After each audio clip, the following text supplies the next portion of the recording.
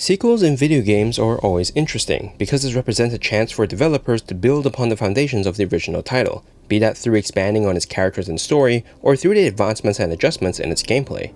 It is an opportunity to smooth out the rougher edges in the first entry, and gives the storytellers a chance to foray into stories that could not be told within the first game.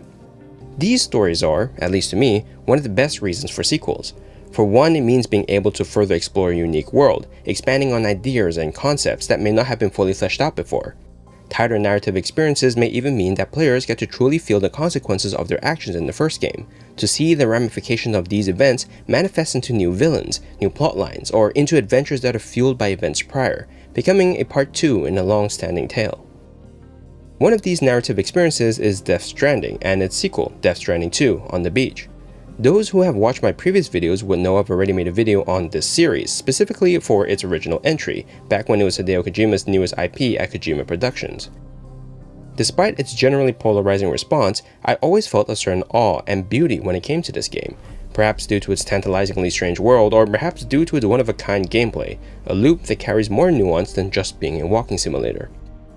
It certainly is a game that had more stories to tell, with Kojima's trademark cinematic style fueling a desire to learn more about the fate of a world that is simply trying to survive its own extinction event. So when the game was first teased to be in development in 2022, an expectation arose about how it would fare as a sequel, and how to build upon that first entry in the series. When the game was released, it was clear that the foundations of the game were still there, the same gameplay loop of controlling Sam Bridges as he navigated rocky mountains, and struggling to control his balance under the weight of an ungodly amount of packages. But once players started getting into this game, it was clear that something had changed below the surface, like it had the same soul but in a different body, with the game evolving into something familiarly new. From a story perspective, this change is a logical evolution of the events that happened in DS1. When players first experienced the world of Death Stranding, it was a world that was very much fractured from the eponymous natural phenomena that had left people isolated in their prepper shelters, with the dead roaming but not quite haunting the overworld. Through much of the first game, Sam's journey is one of reconnection, leveraging these various shelters to rebuild and expand the chiral network, a sort of online network that allows information to be shared and relayed to those in need, a way to connect others socially and allow them access to equipment and technology needed to survive. With Death Stranding 2 taking place 11 months after the end of the first game, the world had very much changed for the better. It feels like the world had come to better terms with this phenomena, and also its chiral technology, which was initially a source of skepticism for some preppers in the first game. It also reflects a change in the player's psyche, where the first game presented a supernatural mystery that could not be solved, while the second game was a world where this phenomena had most of its mystery stripped away, even if it cannot be 100% solved. It's a world that has connected, and is less alone, with newer integration of technology being enough to dissolve Bridges, the original logistics organization Sam worked with in the first game, being instead replaced by the autonomous delivery system known as APAS. With Sam's new journey taking him to Mexico and Australia, the main objective remains largely the same, to reconnect the many preppers across these two regions, and to bring them onto the chiral network. With mystery starting to fade away from this natural phenomena, this objective to reconnect feels different, and thematically changes from the first game, instead being a journey of loss and the people we connect to which the game echoes in its trailer, should we have connected? This evolution of the world of Death Stranding is not just in its story, but also in the way the game plays. Like I mentioned, the gameplay loop of the game remains familiar to those who played DS1, yet none of the geographical similarity carries over from the first game, making the game feel new and unfamiliar. Yet much of its in-game progression plays out the same, with Sam unlocking new equipment blueprints through connecting with preppers and leveling their connection to unlock better versions of that equipment. The gameplay of Death Stranding was never supposed to be like that of an RPG, instead focusing on players being prepared to tackle the next delivery before them with what they have at hand, with each new piece of unlocked equipment serving to make deliveries easier. By the end of the first game, Sam would have had a handy arsenal of different gear that could be fabricated and used to trek the tallest mountains, zip past the most dangerous of mules, and highways that serve as efficient methods to deliver large consignments of cargo. Going from the UCA to Mexico and Australia means detaching Sam from this initial network created from the first game, which is to say that the endgame of the first game bears no direct influence on the initial progress of the game in DS2. Yet the ghost of it still lingers, with players knowing full well that expanding the chiral network would likely mean the return of this equipment.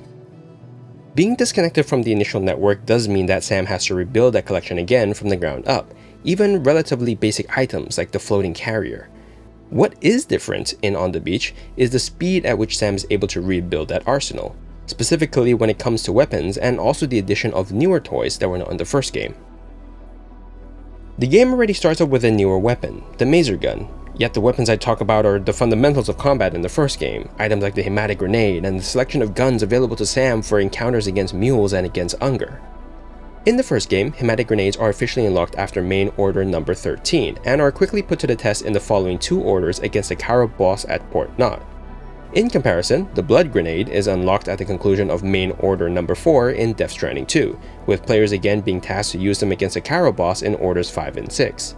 This also brings up a really good point here, that many of the weapons and tech in DS2 are variants of the weapons that we see in the first game. The Blood Grenade is a successor to the Hematic Grenade, while gun unlocks in the second game do not follow the same kind of progression in the first. These variants are not just in name only, but in fact negate many of the negatives of these weapons from the first game. Hematic Grenades used to rely on Sam's blood in the first game, meaning players had to be careful with its use as it directly leached off Sam's health bar, usually resulting in players bringing along a couple of extra blood bags to lessen the overall impact of each grenade. Now, a synthetic variation in the second game means its use no longer poses a risk to Sam's health, and can be used more liberally against enemies. Guns are also the same, with the initial unlocks in the first game starting with lethal rounds, putting Sam at risk of creating voidouts by directly killing mules and leaving their bodies unattended. By the end of the game, non-lethal as well as chiral version of these weapons are unlocked, which then helps to negate the initial risk in the first game. In Death Stranding 2, that order is completely flipped, instead directly giving players the non-lethal option first before making lethality an unlockable function through the Pizza Chef. Through the duration of the first game, the technology felt experimental, that the UCA hadn't quite figured out the best way to deal with BTs except to avoid them with BB pods, Odradeks, and Doom sufferers. This is best represented with the EX grenades in the first game, experimenting with Sam's bodily fluids as a repatriate, hoping that it would lead to a way for the survivors to deal with these ghostly apparitions. In the second game, that feeling is gone, replaced by a certainty that this tech works and what is the most efficient way to achieve the best results. While the original BT avoiding techniques are still in use, porters have learned how to be ready against these beings, leveraging the broader chiral network technology to improve their travels, and having defenses ready against any unwelcome guests. It also means that a new space is opened up for a selection of new experimental technology in the second game, coming off advancements in research surrounding the phenomena of the Death Stranding itself, but also through adapting new threats into helpful tools. Tar-based equipment is now prominent, taking a substance that would have been correlated to harm in the first game and making it a medium of efficiency in the second. Tar cannons that can put out fire, and most notably a tar-based coffin board that can zip easily up mountains and across deserts. The appearance of these kinds of equipment reflect a change in the way that we see this tar, but a little bit more on that later. Adopting mechs into proper allies is also interesting, being able to directly steal enemy tech and turn it against them, with the dog-shaped mines and flying drones now able to give Sam a very loud and prominent edge against raiders, making him a potential war machine with the right setup. Despite how powerful this new tech sounds on paper, DS2 does present limitations to their usage, much like the equipment in the first game.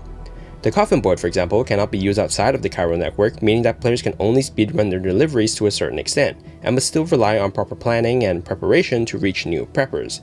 Most of the mech technology is only applicable towards raiders, meaning that these mines and drones are completely useless against any BT, limiting their practicality to only a few select missions. Much like the first game, Sam slowly builds up this arsenal for its prolonged use in the endgame of DS2.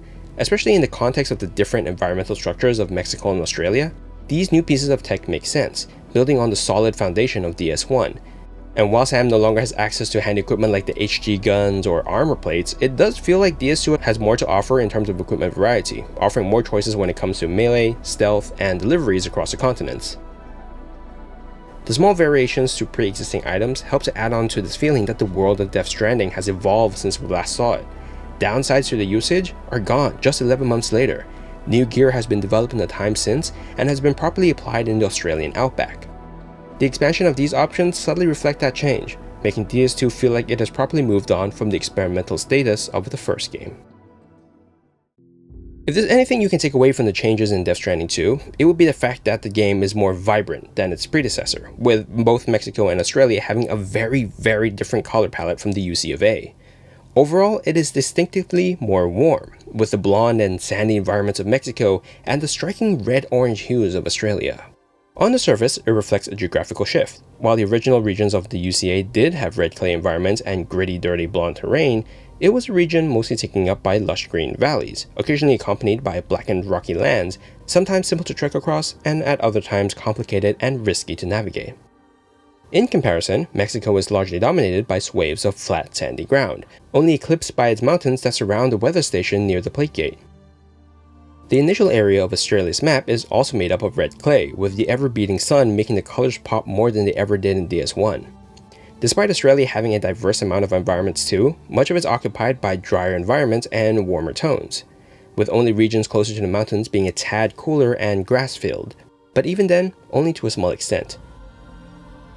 Tonally, these changes reflect a change in the world of Death Stranding, being less of that cold, unfeeling world that players were introduced to in the first game.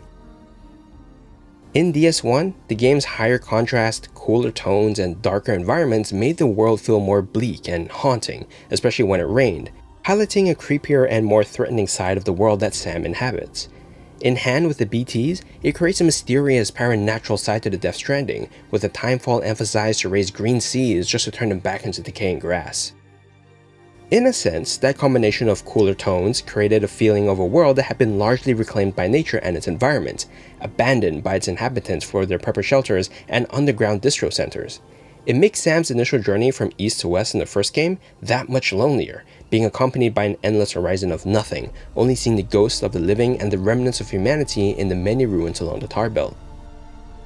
There is a very evident shift in that tone in the sequel. Instead of predominantly cooler colors, Sam walks on swathes of desert, dry and sandy ground that kicks up dust and is plagued by sandstorms that hinders visibility. Trading grass for sand creates a world that feels oddly more embracing, something less bleak, despite Sam facing the unknown of a new territory and new factions. Even when it does rain, the game feels less dark overall, making encounters with regular BTs less threatening.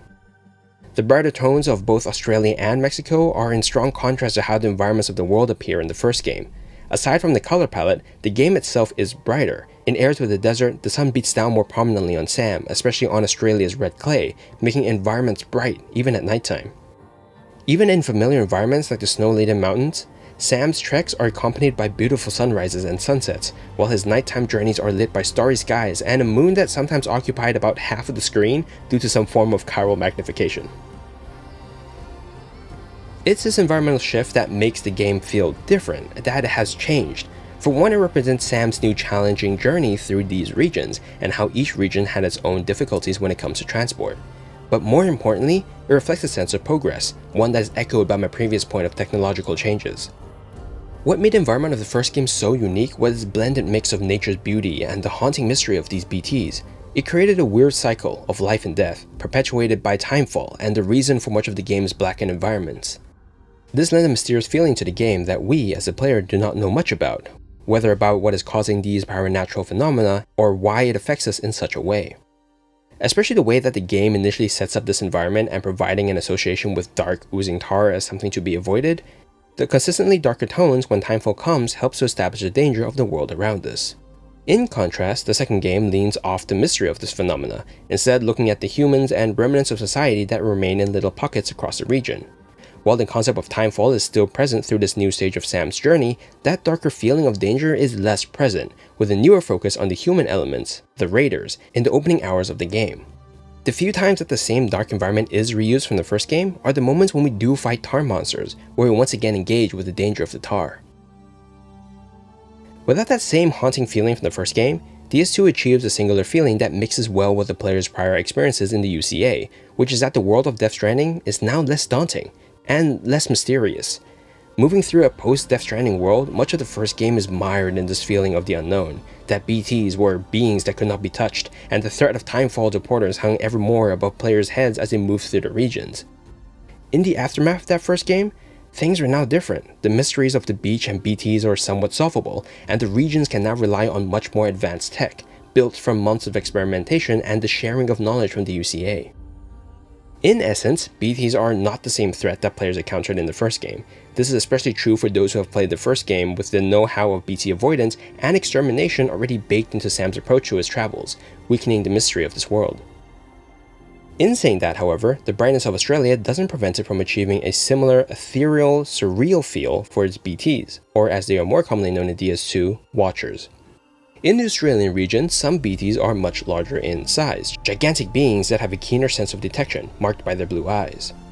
These fellas are rare. The first game only had a few select areas that have BTs of a similar size. In DS2, these Watchers are mostly found in the opening red clay area, between the Plate Gate and the government, but also near the Lone Commander and near Terminal Knot. Instead of darkened skies that come with the timefall, DS2 telegraphed the arrival of these large Watchers through vibrant red skies that immediately contrast their dark silhouette. Unlike similar appearances in DS1 where the sky would simply darken, the brash colors used here make the Watchers feel more deadly, especially when coupled with their glowing blue eyes that somehow make these BTs feel even more powerful than their American counterparts. And while it does achieve that effect, it still leans away from the dark aesthetics of the first game, with the warmer colors being used in a way that makes the world feel more dangerous, not because of the mystery that had been stripped away, but because of the new evolutions of a world that we thought we already knew. At the beginning of this video, I mentioned how sequels were unique due to their potential to expand on the foundations of the first game, especially through its story. Death Stranding 2 is able to build upon the first game because now we can see a world that leverages the enigmatic natural phenomena of tar and chiral technology in a way that clearly puts them ahead of the world of the first game. Characters in the UCA are able to expand their own field of knowledge when it comes to these phenomena, with characters like Heartman and Deadman able to use this knowledge practically, rather than the original theoretical approach in the first game. Things like transcending the physical body to find one's ka, or soul, or the ability to possess bodies through the beach are all demonstrations of the first game's theories finally being put into practical action. This makes this second entry into the franchise so enticing, because it means that Kojima can do some new, insane stuff with the world of Death Stranding, making new characters and tech possible like mechs, Red Samurai, and the possibility of tar travel using the DHV Magellan. It pushes the world to a new extreme when it comes to its weird concepts. In fact, these new boundaries of what is achievable in this world is what lends the game a feeling of progression. Take the tar for example. In the first game, tar is easily associated with the Death Stranding, specifically BTs or perhaps Higgs and his minions. It usually signifies something bad that we, the player, must avoid or deal with. In DS2, these indicators are still mostly true, but these new characters and tech show that tar can be repurposed, like Tomorrow being able to move through tar, Sam's new tar turret, and even the tar therapist who utilizes tar as a healing tool. It shows that the world is actively changing, with these developments showing the world of Death Stranding in a gray area, rather than in pure black and white. It is also these developments that make the game feel more like an adventure, rather than a journey of discovery like the first game. When one is introduced to a new world, the game often takes its time to build up its fictional setting, and to address the burning questions for players while the plot progresses. DS1 is that game, setting up much of the hows and whys that a sci-fi world needs to address. In DS2, that feeling of discovery is less strong. We are no longer that Sam that is tasked to discover and reconnect the broken world. Instead, we are further developing a connected network, taking knowledge of these threats into a new, unfamiliar landscape. For the player, it's familiar, yet excitingly new due to these new regions. This is similarly reflected in Sam, notably the way his character developed through the second game, and one crucial theme that has existed in both games, human connection. In the first game, Sam is someone who is alone. This comes from his job as a porter, a risky one that few take, but also due to his own fear of being touched, manifesting as a physical red mark on his skin when touched. This is a character who shies away from connection, apparent in his interactions with Igor at the beginning of DS1 being curt and a man of few words. Even when engaging with Deadman, Sam remains this way despite Deadman's attempts at friendly conversation. Throughout the first game, Sam slowly develops this connection with the members of Bridges, ultimately being able to physically embrace Deadman himself at the end of the game. In DS2, this idea of connection changes, contrasting the bonds that Sam makes with a new theme, loss. A direct juxtaposition of the story's themes in the first game, Sam's journey through Mexico and Australia become a journey of acceptance, confronting the connections he had in the past and the ones he will make in the future. With the initial push through Mexico being more of a general reintroduction to the game mechanics and introducing the premise for Sam's new journey, it quickly becomes a layered story when our protagonist returns to his home only to find that unknown assailants have attacked longtime ally Fragile and fatally shot his former BB Lou. This marks a turning point in Sam's story, one of hopeful connections and new loves to one of loss, especially a loss of his most treasured connection, the one he burned all bridges to maintain. Attempting to work through his grief, Sam finds his Lou manifesting into a BT within their old BB pod, reigniting a hope within Sam to reunite with his child once more. After a brief time skip, Fragile also returns to egg Sam into taking Lou into a new adventure across the new Australian plains, with Sam intrigued on reigniting the spark that brought them together in the first game. Except this is a lie. The game is not subtle in showing that the entire crew knows that Lou truly is gone, and that the BT is a figment of Sam's imagination. The many instances of an empty BB pod, Dollman slip up at the very beginning, and small suggestions in other cutscenes means that Sam's journey in DS2 isn't one of reconnection, but one of accepting grief, and coming to terms with the death of Lou. DS2 also calls into doubt the connections we formed in the first game, specifically on over-reliance on technology with the Chiral network, and a need for human connection to keep things, well, human, adding another layer onto the initial idea that Kojima built in the first game, showing that society is complex in more ways than one. But the bittersweet notes of Sam's journey with grief is felt throughout his expansion in Australia, with many moments in the story putting into question whether Lou is still truly there, and especially when Sam finally does realize the truth, a moment that tinges this particular adventure with a sad note, rather than the hopeful one we got in the first game. It marks a great contrast in terms of the story, and presents it as an evolution of the themes of connection in the first game. It creates a full circle of Sam's own emotional journey, from evading his past to now embracing it, with his connection with Lou being the ultimate catalyst for that development. There's a lot that could be said about these new changes in Death Stranding 2, and even more can be said about the overarching plot between the first and second games, especially since the new revelations and storylines in the second game create a whole new angle on Sam's backstory. The quality of life changes in the game, the new themes introduced, and the stylistic direction for this world make the overall game experience different to the first one. It honestly does feel like an evolution, because it speeds up the pace and makes the game more accessible than the first entry. It's these improvements that make the game better, while essentially being the same style of game it set out to be in the first time around, except it has evolved into a game that is more confident with the source material on hand, while building on this mysterious sci-fi world. It's also why it feels very different playing this game first, rather than playing DS1 before coming back to Death Stranding 2. It is much more clear that the game has improved and evolved from the first game when you put it into direct contrast, making the experiences in the second game that much more unique and that much more unforgettable. It showcases the potential of the game and gives it a further narrative spin, making the second entry that much more enticing and making a sequel that is hard to forget.